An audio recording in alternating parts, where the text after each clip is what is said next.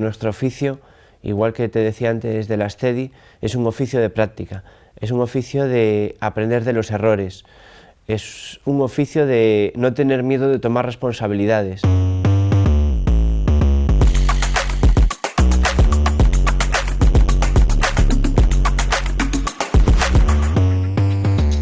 En el mundo del cine yo empiezo como operador de cámara y Steadicam, pero sobre todo como operador de Steadicam.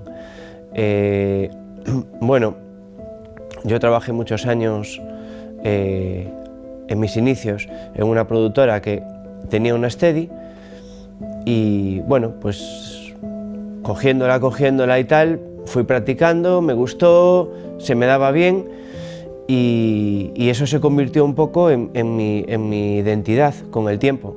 De hecho, mucha gente me conoce aún hoy en día, que ya llevo tiempo haciendo fotos, pero me llaman Jaime Steady igual, así que ya se me quedó como un apellido eso grabado ahí. En esta productora en la que tenían esta Steady, vino un operador que ya tenía mucho tiempo de experiencia en ese momento, que es Chiqui Palma, que es un gran operador, y vino a dar un cursillo pero muy pequeñito, como de 3 días, una cosa así, o menos incluso.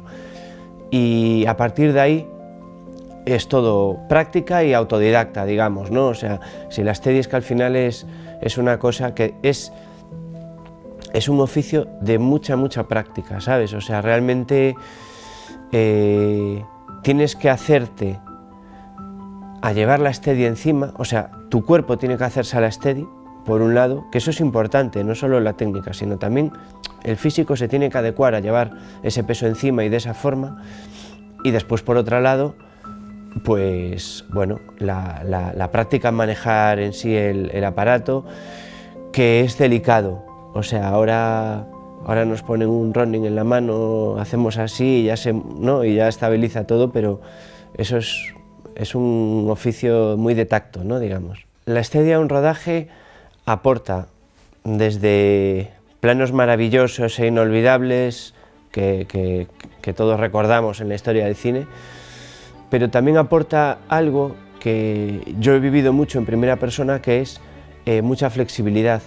Porque sí que es verdad que cuando hablamos de Steadicam siempre pensamos en esos grandes planos secuencia del cine, pero realmente hay una cosa muy práctica de tener una Steady en un rodaje, que es también las posibilidades que te permite a la hora de contar las secuencias. Y es rápida, porque no porque, como decimos a veces, porque montar un traveling sea más lento que hacerlo con Steady, sino porque la Steady de repente te permite improvisar, te permite cambiar de campo rápidamente, te permite seguir un personaje pero también parar, en fin, creo que esa flexibilidad es importante en un rodaje. La secuencia más difícil que he rodado con una Steadicam es un plano secuencia para la película El desconocido, de unos 6 minutos más o menos, que bueno, es un plano complejo porque empiezo encima de una grúa, después me muevo por toda una plaza, voy a planos cortos, en fin, es un plano con mucha coreografía, con muchísima figuración, que llevó una jornada entera a hacerlo. Y como era un plano tan largo, yo recuerdo que me estuve preparando físicamente un tiempo especialmente para hacer ese plano. Sabía que era toda una jornada, o sea, ensayos por la mañana, rodaje por la tarde, entonces tenía que estar mucho tiempo seguido con la Steady, y con la Steady hay una cosa que es fundamental, que es que tu estado de forma tiene que no importar a la hora de hacer el plano. Es decir, yo me acuerdo cuando empezaba con la Steady que había veces que a la tercera toma ya me daba igual cómo saliese el plano, solo quería quitarme la Steady de encima, porque ya llega un punto que se te carga porque la llevas mal equilibrada, mal compensada y tal, pero me daba absolutamente igual, o sea, solo que saliese para quitármela de encima. Entonces, quiero decir, lo físico solo o sea, en ese aspecto tienes que ser como un soporte de cámara perfecto, solo tiene que importar estar centrado y concentrado en el plano, en operarlo, etcétera, ¿no? Entonces, recuerdo que estuve preparándome mucho tiempo para que no me importase la cantidad de horas que tuviese que estar con la Steady y que el plano saliese perfecto. Y de hecho, bueno, estoy muy contento con cómo salió el plano al final. Fue con una red, no recuerdo exactamente cuál, qué red era, pero debía de estar sobre los 20 y pico kilos, poco, muy poco, realmente poquito para lo que suelen pesar otros equipos. Imagínate una Venice con ópticas anamórficas, te puedes estar poniendo en los 35 o 40 kilos con una Steady. Pues mira, ahora mismo acabo de terminar una serie para Movistar, la segunda temporada de Rapa, en el que usé Alexa Mini LF con la Supreme Radiance, y ahora voy a empezar un proyecto diferente, la tercera temporada de Entrevías, para Mediaset, y voy a usar la Venice y las Leica R. O sea, son dos cosas totalmente opuestas, es decir, bueno, tanto en la marca de la cámara, pero también en el tipo de lente que son. Mi preferencia personal es combinar un sensor moderno, como el de la Venice o el de la Alexa, pero con ópticas vintage. En este caso en Rapa, en la segunda temporada de Rapa, usé las Supreme porque de alguna forma, aunque digamos que la fotografía de la serie cambió porque en la primera temporada la hizo José Luis Bernal y estalló, y por tanto dos personas diferentes hacen cosas distintas, quise por lo menos partir de un punto continuista, que era usar la misma cámara y las mismas ópticas. A partir de ahí yo ya creé una fotografía bueno, diferente, como te digo, como corresponde a personas distintas que somos, pero para mí ahora mismo donde yo me encuentro más cómodo es usando eso, un sensor moderno y lentes vintage que te aporten algo de textura a la imagen.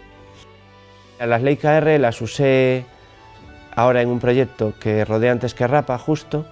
Las Leica R me gustaron mucho. Hay tres juegos, o sea, tres ópticas del juego que son muy luminosas, 1.5. Hay una que es macro, o sea, quiere decir que está muy bien y dan esa textura, como esa personalidad que a mí me gusta que tenga una óptica, ¿no? Después es cierto que incluso le suelo meter algún tipo de filtraje, por ejemplo, como hice en Rapa, para compensar que las Supreme Radiance realmente son unas ópticas pues como las nuevas Master Prime, es que son unas ópticas muy definidas, muy perfectas, ¿no?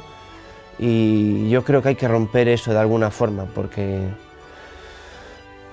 no sé, así lo siento yo, me gusta más la imagen.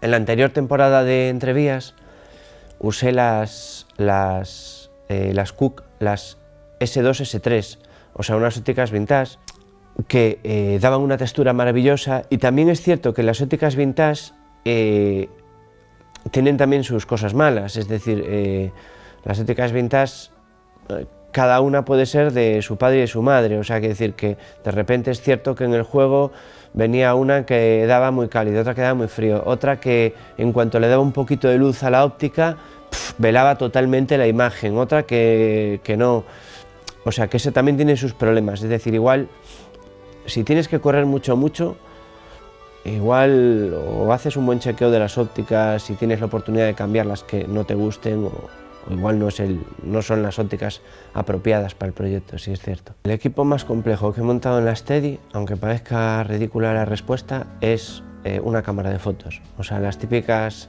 DSLR que ahora mismo llevaría ya en un Ronin, claramente, ¿no?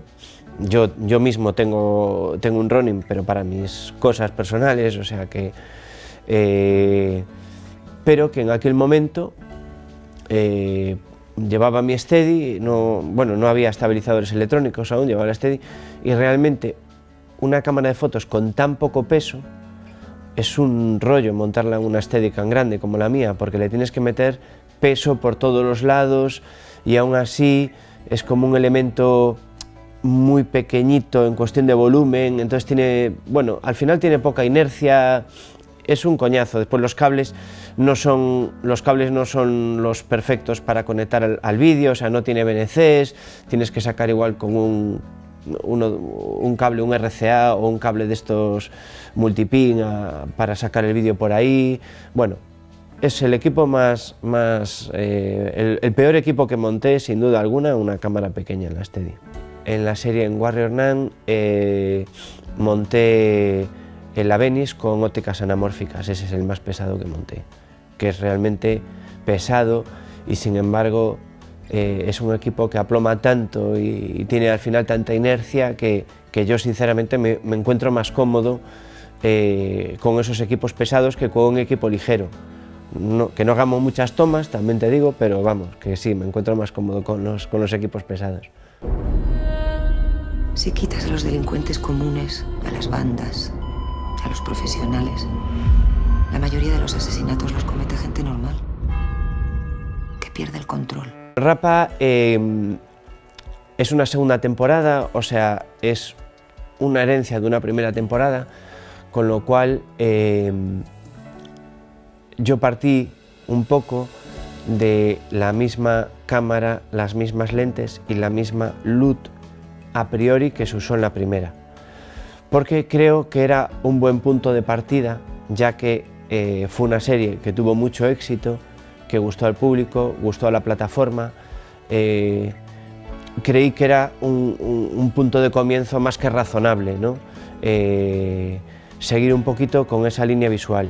A partir de ahí, lógicamente, cambia el director de foto, pues cambia la interpretación de cómo se hacen las cosas. Entonces, eso fue nuestro punto de partida. Después, a otros niveles, Rapa es una serie para Movistar, que es una plataforma que te permite, incluso que quiere que se hagan cosas distintas, arriesgadas, puedes jugar una fotografía muy diferente a la que haces en otros proyectos, que igual todo te piden que se vea más, ¿no? Y aquí puedes jugar muy bien las intenciones dramáticas, los contrastes. En Rapa el paisaje realmente es un personaje más, pero ya no para mí como director de fotos, sino como planteamiento de la serie. Realmente sigue un poco la misma estela que Hierro, que es de la misma productora, ¿no? Donde todo el mundo además te comenta que los paisajes tienen un peso muy importante y es algo que gusta. Y aquí en Rapa pasa igual. Esta vez, en la segunda temporada, pasamos un poco del paisaje más rural de la zona de Cedeira, donde se rodó la primera temporada, a una zona más urbana como es la ciudad de Ferrol, que es donde está centrada esta segunda temporada. Y bueno, el paisaje y los decorados se tratan un poco como un personaje más, o sea, importan realmente. Yo ahora, por ejemplo, voy a rodar Entrevías y no es menos importante ver los barrios, o sea, quiero decir que igual no te hablo con tanta pasión del paisaje, porque es que yo prácticamente ya lo integro siempre en cualquier proyecto como algo muy importante. Es decir, yo ahora, por ejemplo, estoy haciendo localizaciones para la tercera y cuarta temporada de Entrevías. O sea, realmente estamos mirando, valorando muchas opciones, mirando al detalle por qué esta localización para este personaje, para el otro. O sea, quiero decir, siempre es importante el entorno. También las casas, los decorados en los que conviven esos personajes son importantes. O sea que sí, efectivamente, en Rapa como en Hierro, el paisaje igual destaca más por lo espectacular, pero siempre procuro que el entorno que acompaña a los personajes sea un valor añadido importante, ¿no? Incluso necesario. Pues esta tercera temporada a nivel técnico arranca con cambios. Vamos a hacerlo con la Abenis como la primera temporada, pero con la Abenis 2. Eso sí, con el sensor de 6K, pero aprovechando la full frame. En la primera y segunda temporada, usé la Abenis 1 con su sensor de 6K, pero usado a 4K. Fue una razón por agilizar los procesos tanto de transcodec como de almacenamiento, en fin. Después también por por facilitar un poco el tema del foco, por agilizar y tener más rapidez, ¿no? Sin embargo, ahora en esta temporada, pues eso, damos un saltito adelante, nos vamos al full frame, en 6K, con la Venice, pero la Venice 2, y bueno, y además cambiamos las Cooke S2, S3 por las Leica R, o sea, seguimos usando unas ópticas vintage, pero claro, ahora tienen que ser full frame. Es fundamentalmente elegí las Leica R porque ya había trabajado con ellas y me gustan, pero bueno, las S2, S3 tienen una cobertura de Super 35, con lo cual no entraban en este proyecto. Yo mi consejo principal es que en este momento que quizás está más fácil que nunca aprender, porque lo tenemos en todas partes, tutoriales, publicaciones, etcétera, pues que practiquen, practiquen y practiquen. Yo creo que nuestro oficio, igual que te decía antes de la Steady, es un oficio de práctica, es un oficio de aprender de los errores, es un oficio de no tener miedo de tomar responsabilidades y bueno, yo creo que todo eso es lo que hay que hacer.